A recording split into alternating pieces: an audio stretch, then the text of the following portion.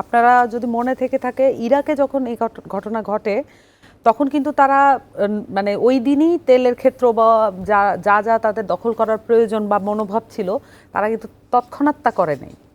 কিন্তু আজকে মানে মাদুরো মনে হয় আমেরিকা পৌঁছিয়েছে কিনা এটাও আমরা ক্লিয়ার জানি না, কিন্তু তার আগে কিন্তু সমস্ত তেল ক্ষেত্র নিজেদের আয়ত্তে নিয়ে আসার ঘোষণা কিন্তু ট্রাম্পের পক্ষ থেকে এসেছে।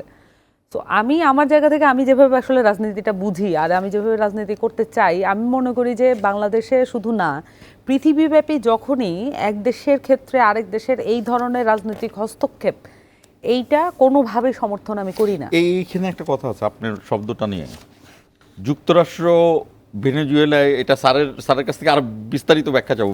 আসলে কি হস্তক্ষেপ করেছে, রাজনৈতিক নাকি অর্থনৈতিক নাকি সামরিক, মানে কি ধরনের হস্তক্ষেপ? এই হস্তক্ষেপটা প্রধানত নাকি অভদ্র টাইপের হস্তক্ষেপ? না, এটা তো মানে কোনো ধরনের নর্মসই পড়ে না। যতগুলো ইন্টারন্যাশনাল ল আছে সবকিছু ব্রেক করে এটা হয়েছে। জাতিসংঘের মহাসচিব আসলে শুধু নিন্দা প্রস্তাব দেন, কার্যকর তো তাদের আসলে কোনো, ইভেন আমরা যে এই আলাপগুলো করছি এটাই কি আসলে মানে কোনো ধরনের প্রভাব ক্রিয়েট করবে? বাংলাদেশেরও তো আসলে ওই অবস্থান নাই। মানে সকল দেশ মিলিয়ে যে আসলে ফোরাম যেটা জাতিসংঘ, সেখানে তো আমাদের ভোটিং পাওয়ারের কোনো অবস্থান নাই। সেই জায়গায় বাংলাদেশের নাই, বাংলাদেশে থাকার কথাও না। আমরা অনেক পেছনে 200 দেশের মধ্যে কোথায় না, অনেক ছোট দেশের, অনেক ছোট দেশের অনেক কোন দেশের আছে আসলে, আর কোন দেশের আছে কি?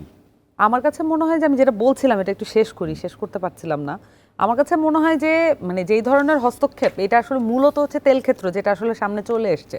এটা আর আমাকে বা আপনাকে খুব কষ্ট করে উদ্ঘাটন করতে হয়নি, এটা আমাদের অনেক সময়ও বেঁচে গেল। সো প্রত্যেকটা দেশেই যখন এই রাজনৈতিক হস্তক্ষেপগুলো ঘটে, এটা আসলে কোনো না কোনো সম্পদ আহরণের জন্যই, অমুক দেশের প্রাকৃতিক সম্পদ আহরণের জন্য এই ঘটনাটা ঘটে। প্রাকৃতিক সম্পদ আল্লাহর দান, এটা আসলে তো আমেরিকান না।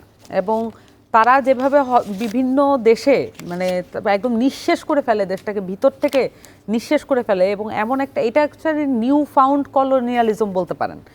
মানে এখন যেই, এটা নোম চমস্কিও কিন্তু আলাপ করেছেন তার বিভিন্ন লেখাপত্রে, যে আগের দিনে আপনার এখানে যেমন ব্রিটিশ শাসন ছিল, কিন্তু আপনার ল দিয়ে কিন্তু মানে ব্রিটিশ ল দিয়ে এই দেশটাকে পুরোপুরি আপনি এই লয়ের বাইরে আর জীবনে ফাংশন করতে পারবেন না। আপনার রাজনীতি, আপনার অর্থনীতি, আপনার পুরো জীবন এই ব্রিটিশ ল দিয়ে কন্ট্রোলড হবে, এরকম একটা পদ্ধতি কিন্তু ভেনেজুয়েলা আমরা দেখছি। কিন্তু এটা হচ্ছে মানে একটা নতুন ধরনের কলোনিয়ালিজম, যে ওই দেশের সরাসরি ট্রুপস যাচ্ছে, কিন্তু আমরা বলতেও পারছি না যে এটা কলোনিয়ালিস্ট গ্রুপ।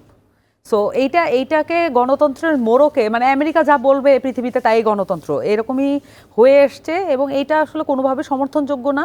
ভেনেজুয়েলার যে মানে সরকার, তাদের সমস্যা থাকতে পারে, তাদের সমালোচনা থাকতে পারে, কিন্তু আমি মনে করি ভেনেজুয়েলার সরকারের সমালোচনার দায়িত্ব ভেনেজুয়েলান পিপলের। এটা তাদের একমাত্র এটার ক্রেডিট আছে।